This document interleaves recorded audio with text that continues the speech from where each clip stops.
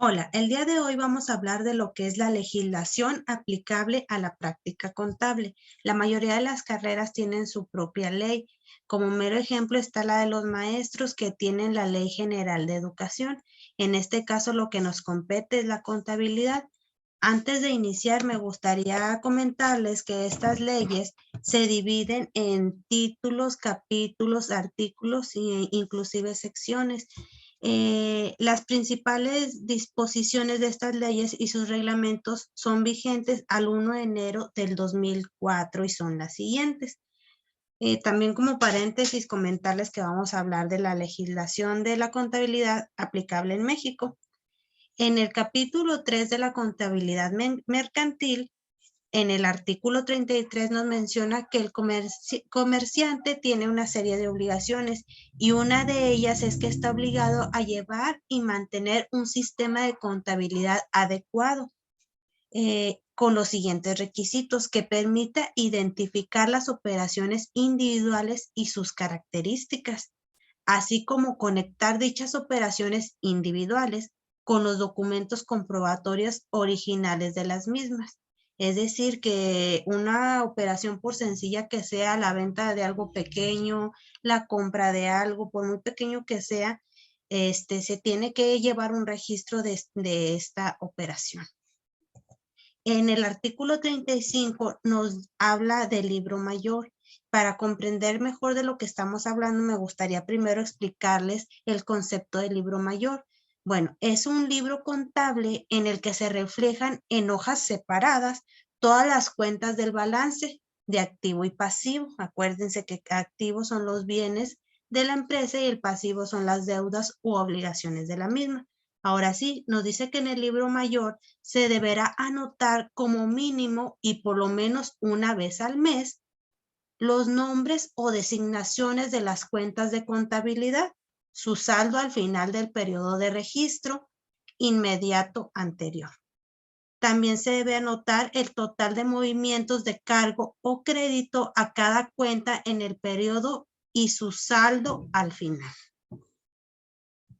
En el artículo 36, en el libro o los libros de las actas se harán constar todos los acuerdos relativos a la marcha del negocio que tomen las asambleas o juntas de socios y en su caso los consejos de administración. Para esto pues sería óptimo explicarles qué es el libro de actas. En contabilidad, el libro de actas es un documento realizado por una organización en el que se hace constar toda reunión o convocatoria de socios que tenga lugar. En el artículo 37 nos menciona que todos los registros a que se refiere este capítulo deberán llevarse en castellano, aunque el comerciante sea extranjero. Vamos a poner un ejemplo, viene una empresa estadounidense, pues sabemos que ya se maneja la moneda del dólar, pero como su actividad económica o su empresa está establecida en México, y estamos hablando de la Ley de Contabilidad de México, debe estar todo escrito en castellano. En caso de que se omitiera o se faltara a este reglamento, a este artículo, se pueden hacer acreedores a una multa por hasta 25,000 pesos. Y no solo esto, en caso de que se haga el ordenamiento de una traducción, la empresa tiene que correr con los gastos que conlleve esto, es decir, pagarle al traductor, pagar todo lo que se devengue o todo lo que se tenga que gastar en traducirlo y ponerlo en castellano. En el artículo 38 nos menciona que el comerciante deberá conservar debidamente archivados los comprobantes originales de sus operaciones hasta por 10 años. Enseguida tenemos la Ley de Impuestos sobre la Renta y en su título segundo y capítulo 7 nos habla de las obligaciones de las personas morales. Como nota, es óptimo o de suma importancia explicar qué es una persona moral, porque cualquiera escuchamos persona y creemos que pues puede ser una persona con características especiales, pero una, y no es así. Quiere decir que no existe la persona como individuo, sino que es un grupo de personas que han creado una organización para cumplir con los objetivos empresariales. Así es que cuando oigamos o escuchemos durante la sesión concepto de, más bien la palabra o el término persona moral, ya sabremos que no nos referimos a una persona, sino a un conjunto de personas. Bueno, en el artículo 58, fracción 1, nos dice que se debe llevar la contabilidad de conformidad con el Código Fiscal de la Federación, su reglamento y el reglamento de esta ley y efectuar los registros en la misma. Por ejemplo, si hay una entrada de dinero por X causa en una moneda distinta al peso mexicano, se debe hacer la conversión en el día en el que hay esta entrada, porque sabemos que las monedas de otros países están en constante cambio, entonces debe hacer exactamente el día en que hay esa entrada, convertirla a pesos y poner la cantidad en pesos, nunca en otra moneda. Ahora, en el mismo artículo 58, pero en la fracción 2, nos dice que hay que expedir comprobantes por las actividades que realicen y conservar una copia de los mismos a disposición de las actividades fiscales. El Código Fiscal de la Federación en su título 2 cuenta con un capítulo único y este nos dice en el artículo 28 que las personas que de acuerdo con las disposiciones fiscales estén obligadas a llevar contabilidad deberán observar las siguientes reglas. La primera es llevarán los sistemas y registros contables, llevarán la contabilidad en su domicilio. No puede hacerlo en un lugar distinto al domicilio del negocio. Acuérdense que dice personas, pero es personas morales. Entonces, debe llevar la contabilidad en donde está el negocio. Sí se dan casos especiales que se puede llevar en otro lugar, pero esto es bajo otros requerimientos o otros requisitos. Y quedan incluidos en la contabilidad los registros y cuentas especiales, es decir, podrían ser los que lleven los contribuyentes, aun cuando no sean obligatorios, y los libros y registros sociales a que obliguen otras leyes.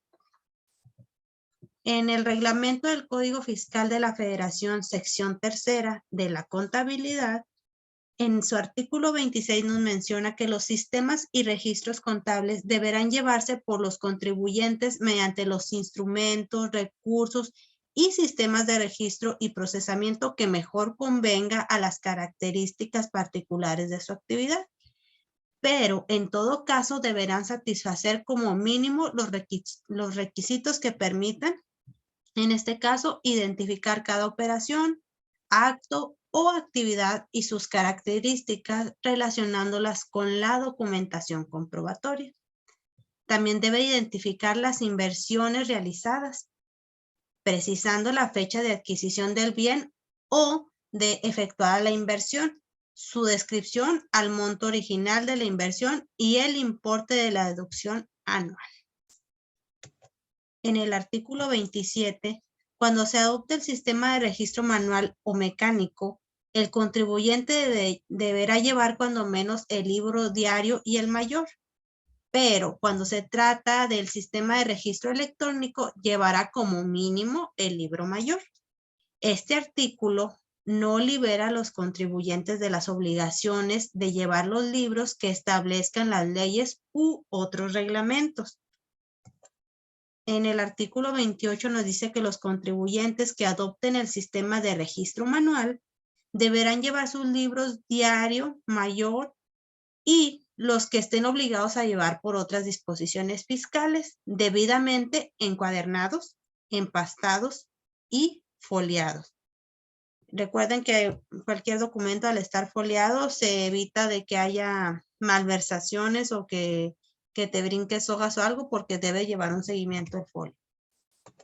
En el artículo 29 nos dice que en el libro diario el contribuyente deberá anotar en forma descriptiva todas sus operaciones, actos o actividades siguiendo un orden estrictamente cronológico. Es decir, conforme van sucediendo, se van anotando o registrando todas las operaciones o actividades que dé lugar.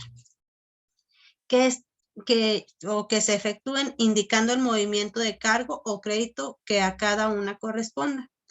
Podrá llevarse los libros diarios y mayores particulares por establecimientos o dependencias, tipo de actividad o cualquier otra clasificación que mejor convenga a la empresa. En el artículo 46 habla sobre el impuesto sobre la renta, mejor conocido como ISR. Los patrones tienen la obligación de efectuar retenciones mensuales a quienes le presten sus servicios personales subordinados, pero no necesariamente mensuales. O sea, se puede dividir, si ellos pagan quincenal, pueden, si el monto dividirlo en dos y te retiran mitad y mitad o igual semanal.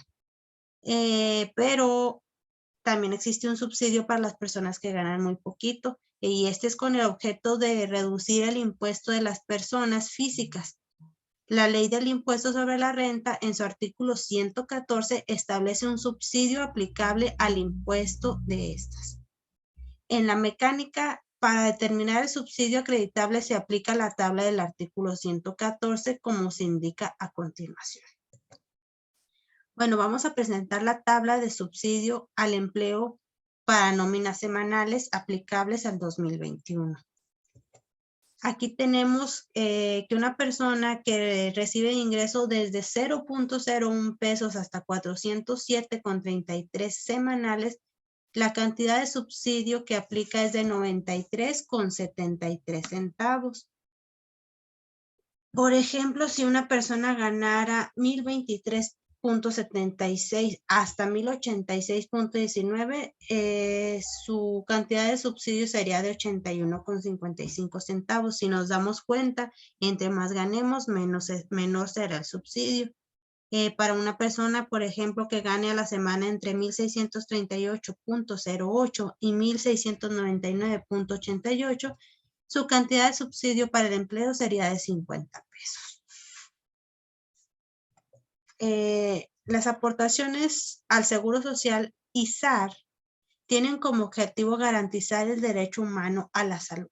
Como todos sabemos, es uno de nuestros derechos el acceso a la salud. Entonces, si estamos trabajando para una empresa debidamente establecida, pues se nos debe de garantizar este derecho a la salud, a la asistencia médica.